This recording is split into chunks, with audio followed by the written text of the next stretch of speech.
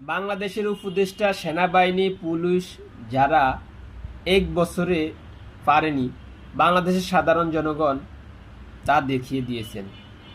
আপনারা ইতিমধ্যে দেখতেছেন যে 14-18 নির্বাচন পরিচালনাকারী ব্যক্তি AKM নুরুল হুদা দিনের বোধ রাতে করিয়ে স্বৈরাচার হাসিনাকে ক্ষমতায় আনছেন। স্বৈরাচার হাসিনা বাংলাদেশের 3000 সাধারণ ছাত্র, সাধারণ জনগণ নৃশংসভাবে হত্যা করেছেন।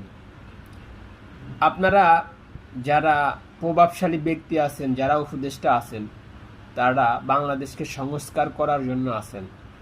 আপনারা একটি বছরের মধ্যে এই নুরুল হুদাকে বা হাবিবুল আউয়ালকে আইনের মুখাফিকি দাঁড় করাইতে পারেননি। বাংলাদেশের মানুষ এই AKM নুরুল হুদাকে বাসায় থেকে তুলে এনে জোতার মালা গলায় দিয়ে 2 গালে ফিটিয়ে আইনের হাতে তুলে দিচ্ছেন।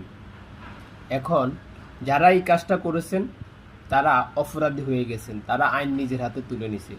আপনারা যদি এক বছরের মধ্যে তাদেরকে খুঁজে খুঁজে বাসায় থেকে তুলে এনে আইনের মুখাফিকি দাঁড় করাইতেন, তাহলে বাংলাদেশের সাধারণ জনগণ কখনো আইন নিজের হাতে তুলে নিতেন না।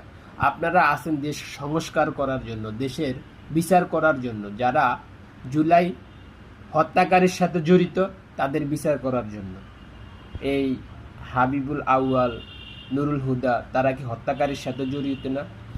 তারা যদি স্বৈরাচার হাসিনাকে ক্ষমতায় না আনতো বা না রাখতো, তাহলে তো স্বৈরাচার হাসিনা কখনো সাধারণ জনগণ হত্যা করতো না।